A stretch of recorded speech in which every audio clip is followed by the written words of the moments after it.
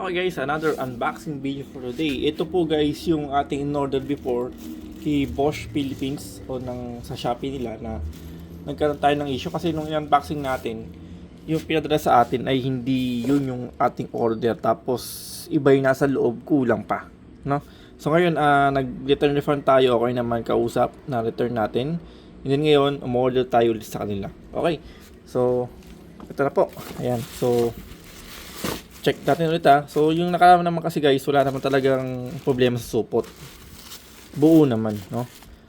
Wala nang problema noon. Kaya lang nagkaroon talaga nung sa packaging siguro hindi na check nung nagpack no. So ngayon ito na po, ito unboxing na tayo guys. So may label naman, okay naman no. Saka feel ko na medyo mabigat siya ngayon. Okay, so buksan na natin. Ayan. Oh, teka. Okay. So, sure na siguro to, no? Ayan. So, yung naging box niya, gumamit kasi ng ganitong box, hindi na idarang dalawang items. Pinagsama na nila.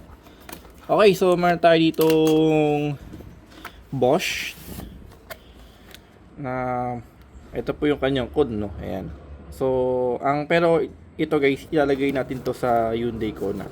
And then, ayan, sealed na po siya, no? Kita ito naman, no?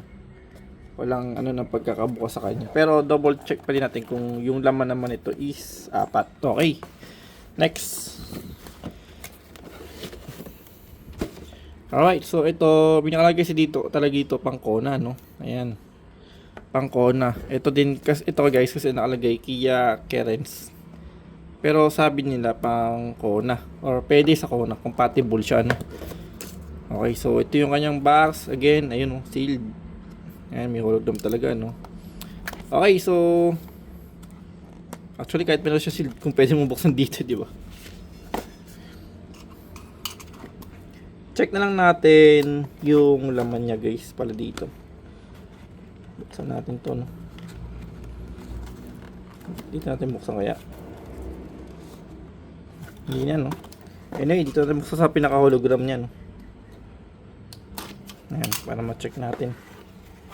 Oops, ayun. Ito guys, so, sakto na, no? Ayan, no? Nakalagay talaga Bosch, no? Ayan na guys, kita na guys, ha? Bosch talaga siya, no? So isang pares, ayan. Lagay talaga Bosch, no? Okay, so ano pa yung kasama dito, no? Para ma-sure ta. Saka solid, ang bigat, Okay, so ayan, no? Quality certificate, no?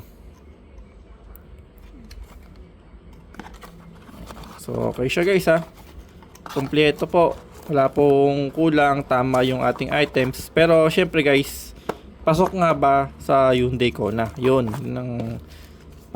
ipapakabit po natin kasi siya. Pero dito na lang din sa malapit lang. Okay, next natin guys, ito. I think pang ito yata yung sa ba to? Parang sa rear yata, sa front yata itong maliit. Ngayon, ito guys, yung isa naman. Check natin, Hindi ko lang kung bakit magkaiba palang sukat ng no? Yung malaki maliit, ganun. So, ayan. Check natin. Uy, yun. Ito na guys, tama na. Ayan. So, ito guys, ayan, isang pares din talaga siya. Okay, no, tama na. Plastic, balot na balot po ng plastic, walang pagkakabukas, no? Okay siya, no? Saka tugma na yung niya. O, yan pa, oh. Di ba? Saka guys, ang bigat, solid. Hindi ko alam kung mas okay ba pag mabibigat na ganito, no? Or kung mas magaan siya, no? Ayan. So, okay naman guys. Ngayon, tama na yung ating items na pinadala sa atin ni Bosch, no? Talagang bumawi. Talagang nagka-problema siguro talaga before. Ayan. So, ayan. Again, meron siyang ganito ulit. Siyempre, ito, meron siyang quality certificate, no? All goods na, no? So, okay naman. Overall, all goods tayo ngayon, guys. Wala tayong naging problema. Safe na safe. Napakaganda na packaging. Solid talaga siya, no? May QR code pa, oh. Report, Bosch. Okay. So yung materials hindi ko components pala to siya. Nakalagay naman sa kanya isolate heat and reduce noise, no?